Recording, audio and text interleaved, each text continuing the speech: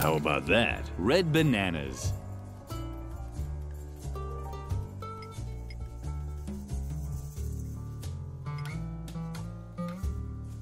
No, no, no. You're discoloring the laundry. This urinal is reserved for blue laundry. If you've got some wig, but not before.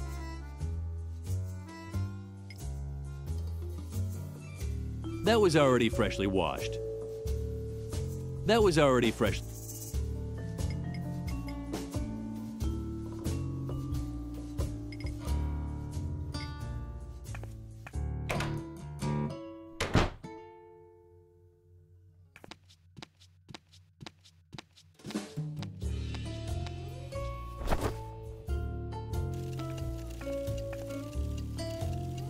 He had a pot on his head, and that must be that god, Mother. How nice! You bet. Struggle jug. Too bad. Come here. Lily didn't want to start another argument. Fortunately, she had remembered everything. Adrian wanted tomatoes, but no blueberries. Petra liked broccoli, but no tomatoes. Druggle Jug wanted banana, but not broccoli. And Peter wanted blueberries, but not banana. This was going to be tough. Struggle jug. Don't, Droggy. You have to forgive him. He's colorblind, as we all are. Peter mixes up his reds and his greens. Adrian mixes up his reds and his yellows. Droggy mixes up his greens and his blues. And I mix up my yellows and my greens. Funny, isn't it?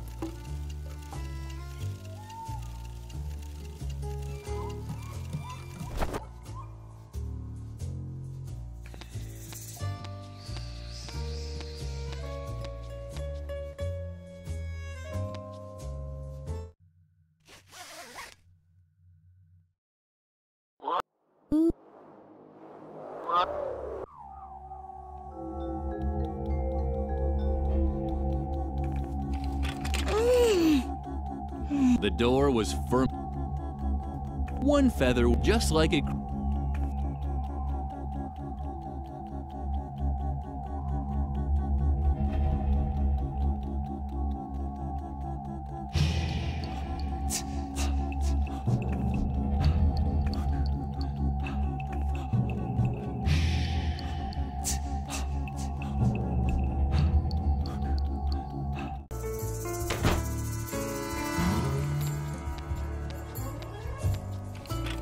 The door was firmly locked.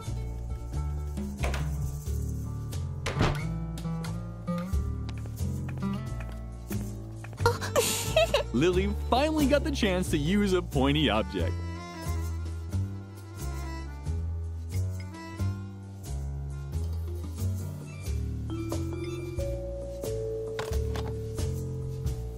Dr. Marcel would surely be pleased. With the help of his credit card, Lily made some confetti.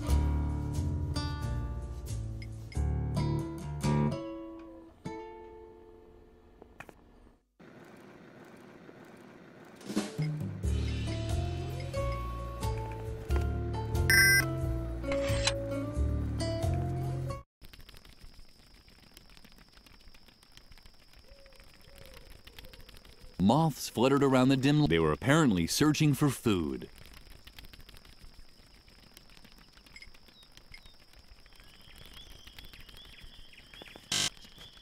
How you know?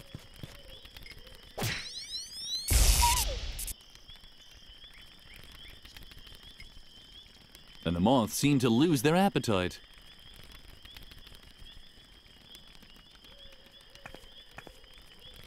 Lily had never seen such an unhappy man in a bee costume before, but Hello, stranger. Before you say anything, please take a deep breath. And is that what freedom smells like? Or is it just regular air consisting of oxygen, carbon dioxide, nitrogen, soot from the asylum's new chimney, and a touch of diesel oil from the garage? I don't want to seem melodramatic, but I'm somewhat skeptical about this so-called freedom. Ever since Dr. Marcel started neglecting his duties as head of this asylum, It's us, the patients, that carry the burden of creating our own boundaries. And before I'm able to measure up to this freedom, I do have to ask myself a few things. Maybe there are such things as good boundaries. And even in an ideal case, can I really decide where my own freedom starts and stops? It so happens that no one is preventing me from leaving the asylum. Does that mean I'm free? Can I just fly away, spread my wings, and leap from the asylum roof? The urge is there. Just like any bee, I long to buzz across fields of flowers collecting honey. But I'm still fighting it. Something about this freedom stinks.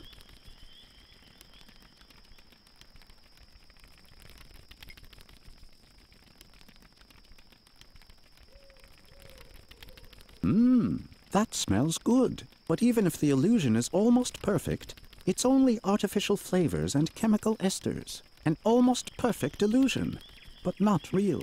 Like with everything here in the asylum, it's only a half-hearted attempt to trick us into thinking that we're free. And now that no one is stopping us from leaving the asylum, it provides us with a welcome excuse to refuse to leave. Right you are, stranger. I'm just running away from my responsibilities. The responsibility to myself, to accept the deal that the world out there has offered me. I thank you. I've made up my mind. I can't just sit around here doing nothing anymore. I should buzz across fields of flowers and collect honey. Toodaloo, asylum. Hey-ho, freedom.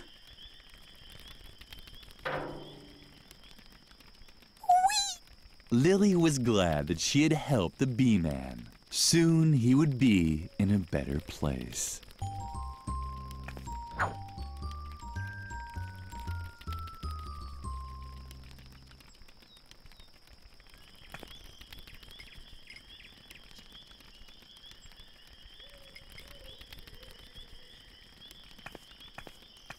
Lily had often wished to go to the zoo to feed the animals. It was even more beautiful than she had imagined.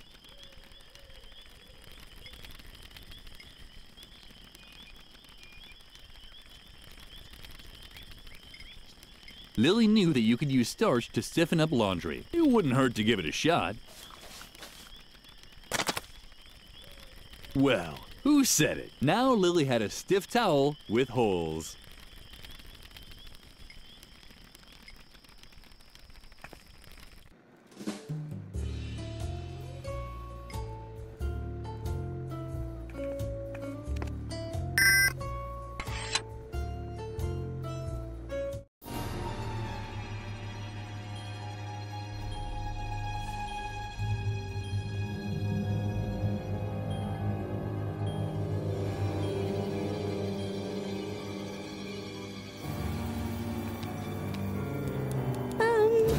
Yikes! What are you doing here? Are you actually dead? Too bad. I could use a little entertainment, but the doctor told me not to talk to other people. At least not living ones. Sorry. But I'm going to have to ask you to leave.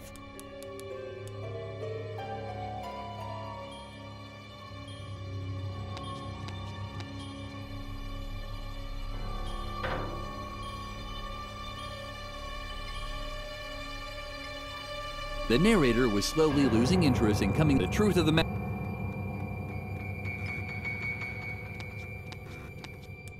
You shouldn't be here. I'm not allowed to talk to people. At least, not living ones.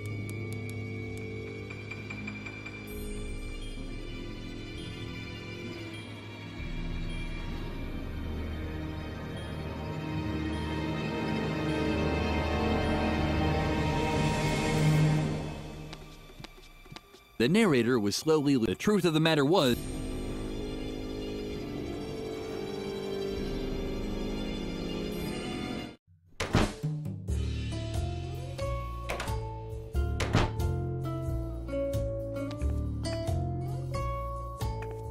What do you have there? Let me... Oh, very good. You obviously understand the basic principle. Go ahead and use the yellow urinal as much as you like.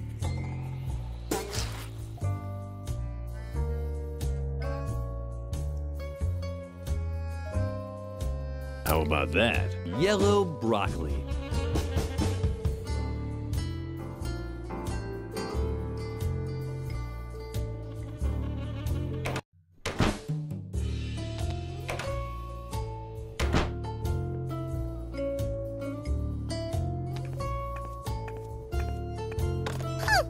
Oh dear, Lily really had managed to ruin the sheet. But perhaps a sheet with 2 eye holes could be good for something.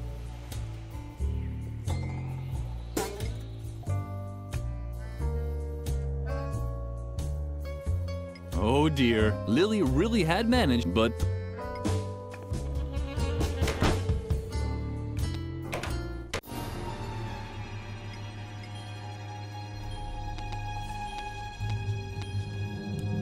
You shouldn't be here. I'm not, at least not living ones.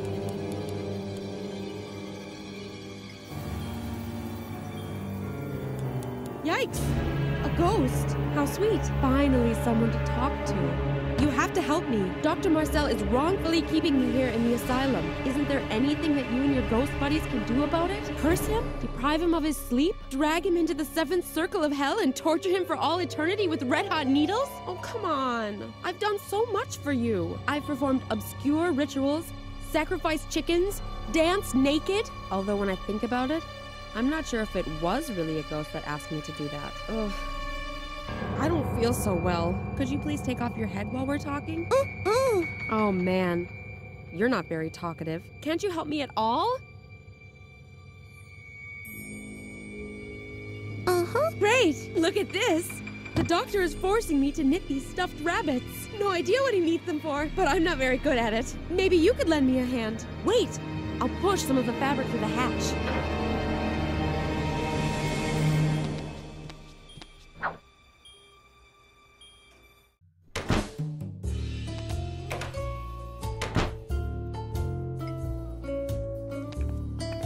What do you have there? Let me see. Oh, very good. You obviously understand the basic principle. Go ahead and use the blue urinal as much as you like. How about that? Blue tomatoes!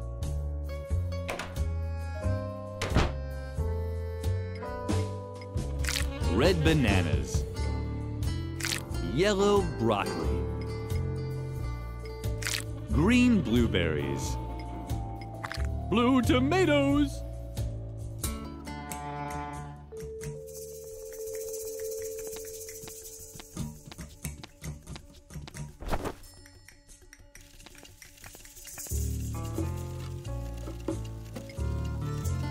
Ah, the pizza. Well then. Ugh! Struggle Jug. You heard him. Struggle Jug doesn't eat broccoli. Get rid of it. Take it from our sight.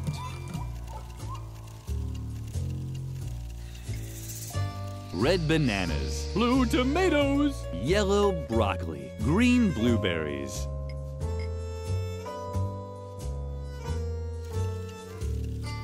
That pillow suit. How nice! You're back! Struggle Jug. Too bad. Come here. Struggle Jug. Don't, Droggy! You have to forget, as we all are. Peter mixes up his reds and his greens. Adrian mixes up his reds and his yellows. Droggy mixes up his greens and his blues. And I mix up my yellows and my greens. Funny, isn't it?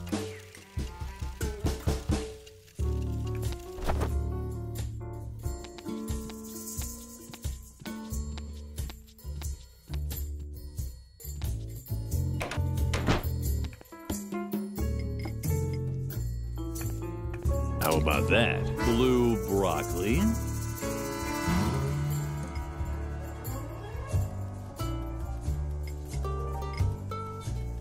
How about that? Green tomatoes.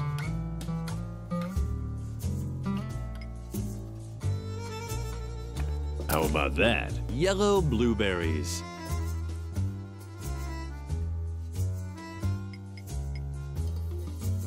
Yellow blueberries.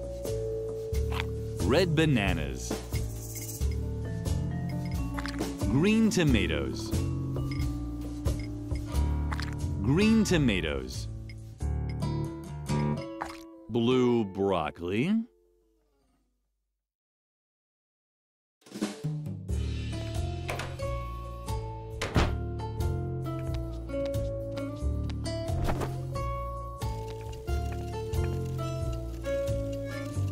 Ah, the pizza. Well then. Superb, superb. Great! I wish I were as good on the phone as you. Struggle Jug. And Peter is satisfied too. Satisfied? How can I be satisfied in such a world in which the only moments worth living for are those when the pizza arrives with the right toppings?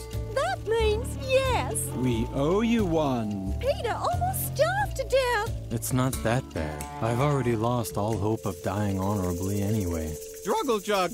Well said. Now that the food is taken care of, let us begin the game. Don't you want to play too, sweetie? You'll see. It'll be incredibly fun. If you take pleasure in such excessive self-degradation. That and a dice cup. Struggle Jug. Uh-huh. So be it. Then follow us into the world of Hoth Motigor. Your group has set up camp near the infamous Goblin Gorge. Lily found herself in a clearing. The campfire was crackling, and the wind whipped through her clothes. You can hear the war drums of the goblins in the distance. This is your last rest before the great battle. Lily did in fact hear drums. An enormous army seemed to be waiting for them in the nearby mountains. Wait, are you telling the story or am I? What? It's just that I see that you don't have the Dungeon Master screen in front of you. And I'm pretty sure that the Dungeon Master is recognized by his Dungeon Master screen. That's ridiculous. I'm the narrator. I don't need a... Well, then why don't you be the Dungeon Master then? I'm curious how you'll do without any battle value tables or source books. What? But that's... That's what I thought. And now, move over. Ow! Hey! You can't just... Where was I? Oh, yes. You're here on the orders of the king to drive the goblins from the gorge. There are rumors that the goblins have dammed up the Pink River. This has turned Hoth Motigor's most important memorial into a reservoir, the Valley of Unpleasant Memories. Also sitting at the fire is a mysterious local guide. You're tired from the journey, but sleep is far from your mind. Goblin scouts could be lurking anywhere. The black magician Petrula, the noble Sir Drogalot, and the amusing juggler Snippo. I want a different role. Shush. Are gathering their strength for the battle. Only the Amazonian barbarian warrioress Lilligrim. Huh? That's you! Only the Amazonian barbarian warrior Lilligrim is restless. It's your move, Lilligrim. What will you do?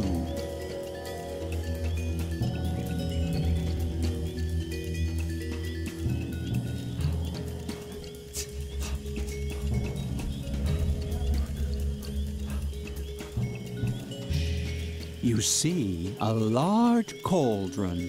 Roll for perception. You discover a safety valve.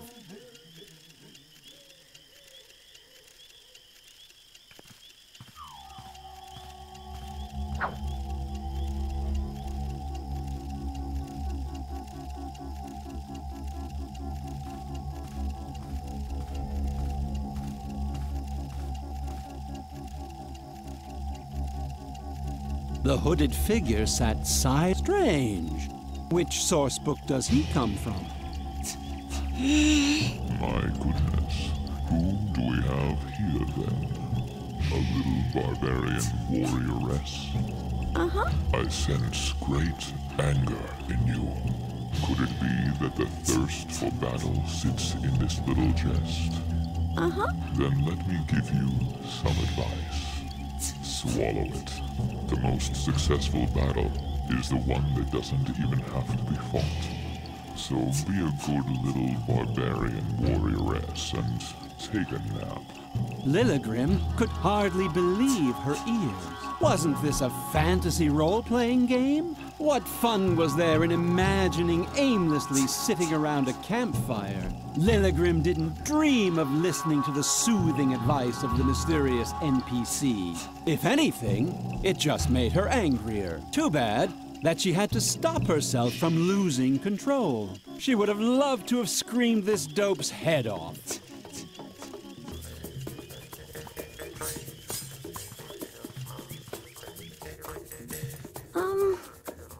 Well, well, is that the legendary army of Hoth Mortigor? A little girl with braids?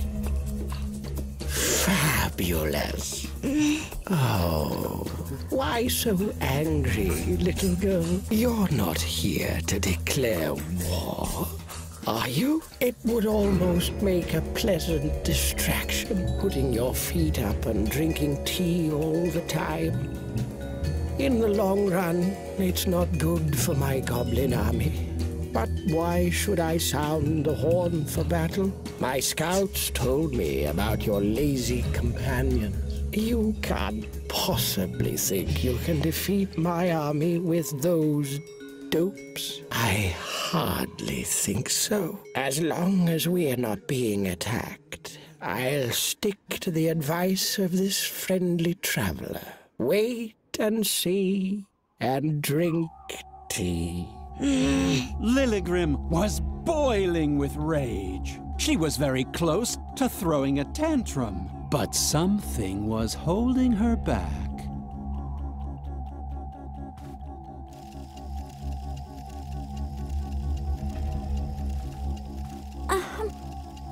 Hello, Lilligrim. Would you like to be amused by my funny pranks?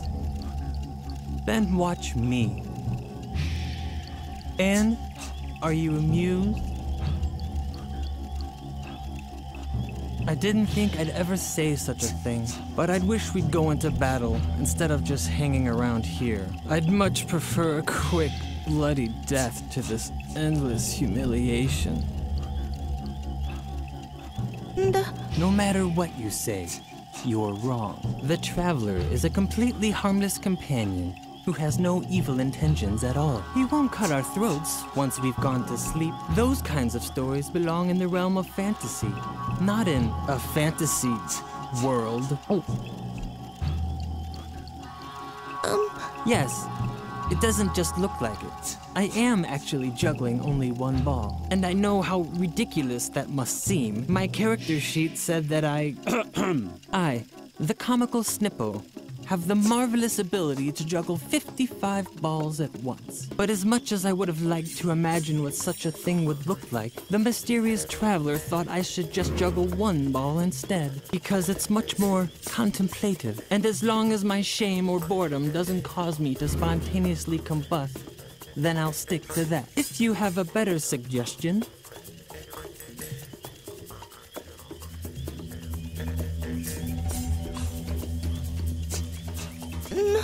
you think I should try it without any balls? Bravo. You found the only way to increase my boredom even more. On the other hand, if I juggle without a ball, I might be able to take a quick nap. No one seems to object to sleeping around here.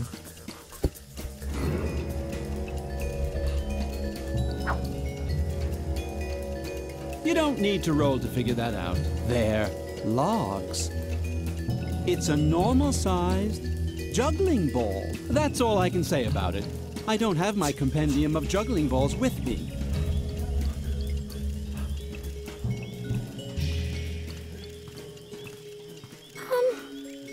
Don't startle me like that. Can't you see I'm watching the kettle?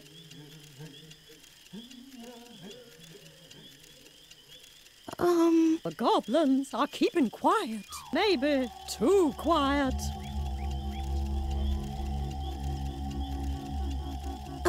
If you're wondering what I'm doing here, I'm brewing a diabolical magic potion, of course.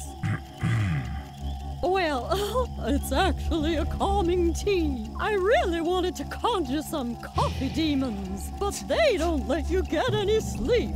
And we do need our strength for the battle. Now I have to watch the kettle before it starts to whistle. The traveler has such sensitive ears.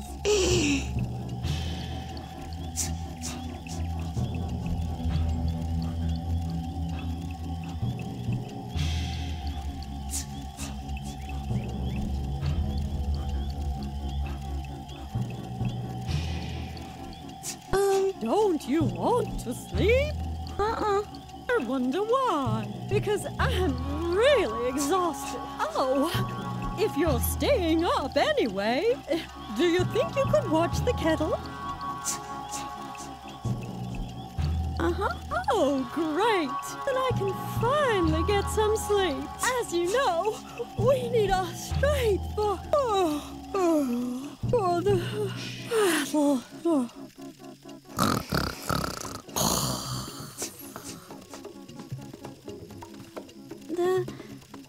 Hello, Lilygrim. You're still up? You should get some rest.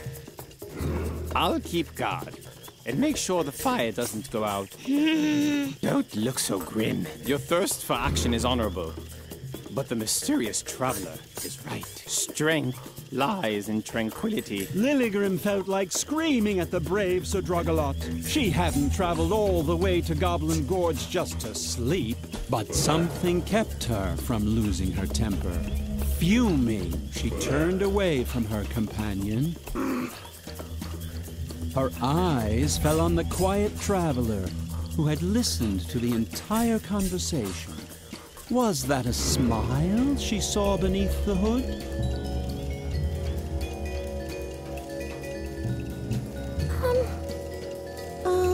I know what you want to say. You're here to fight, not to sleep, right? Maybe tonight we should. Remain calm and gather our strength. That's what you wanted to say, right? The traveler is right. Acting in haste is never a good idea. Don't worry. I'm sure the goblins won't attack us tonight. They're guarding their reservoir dam in the gorge. But I do wonder what their plans are. Damming up the Pink River and flooding the Valley of Unpleasant Memories. Why? It's all very mysterious. Why are you so worked up, Lilygrim? Did you find out something about our companion? Hush.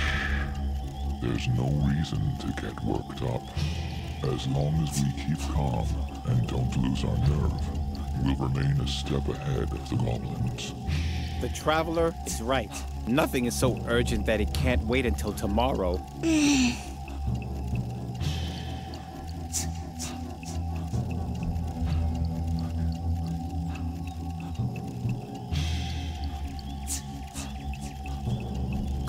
Are you worried about the fire?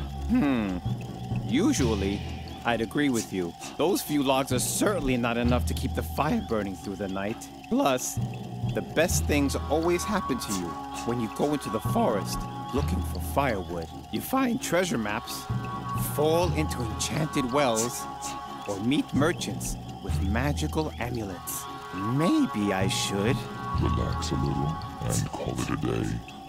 That's what you wanted to say, right? The traveler is right. There doesn't always have to be an adventure, and the night is pretty warm. I'll wait up to put the last log on the fire. Then I'll turn in too.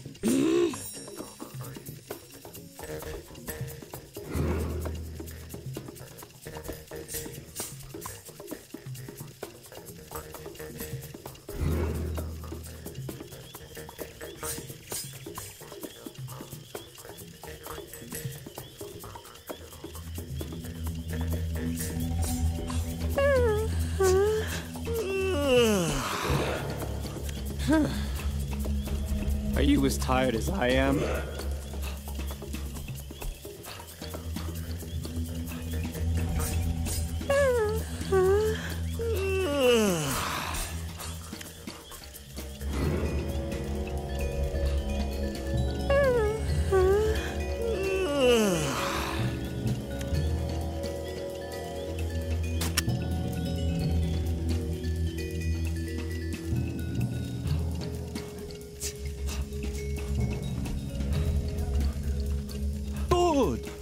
ball was stuck. But the pressure in the cauldron still wasn't enough for something to happen.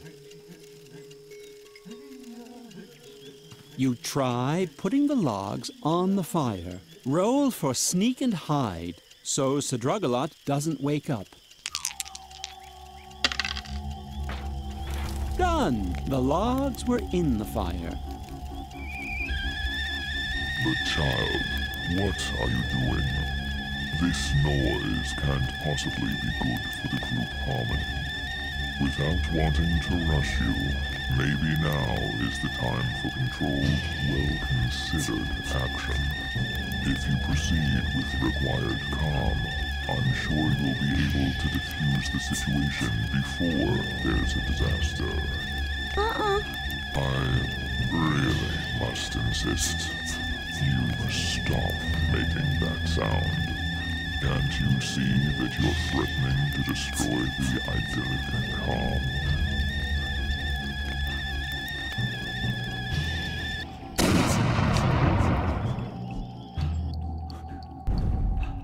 But that's to arms!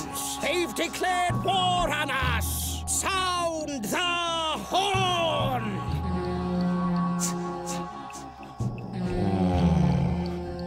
That sound. I have to keep calm. No. Enough. I can't take it anymore. This noise is driving me crazy. I'm losing control. To arms.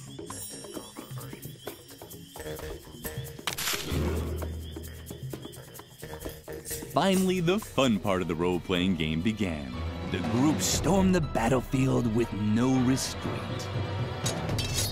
They were led by Lilligren, who furiously swung her berserker sword in circles. And as the dice rolled in the institution, so did the heads of goblins in Hoth Modagor.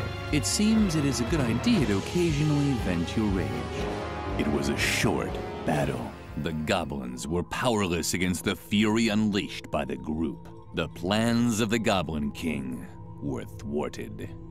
Lilligrim found the defeated monarch cowering beneath one of the support beams of the dam. Lily.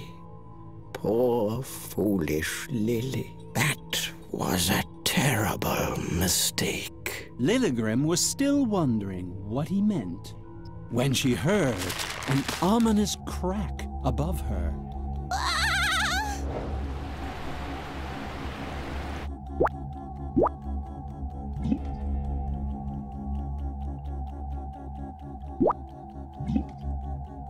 When the pink floods had subsided, our heroes were faced with an incredible sight. The Valley of Unpleasant Memories. Will you look at that? I have to admit, I'm really blown away.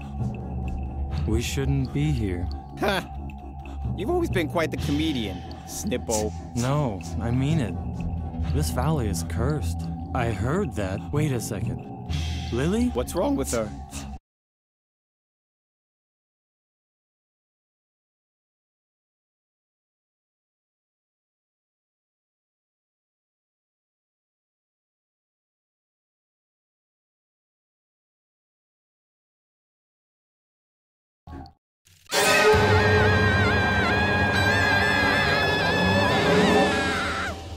Do we get XPs now? Lily had seen the truth. I'm sure you can imagine how she felt at that moment. You can't? Oh well. Who knows what really goes on in the mind of a little girl?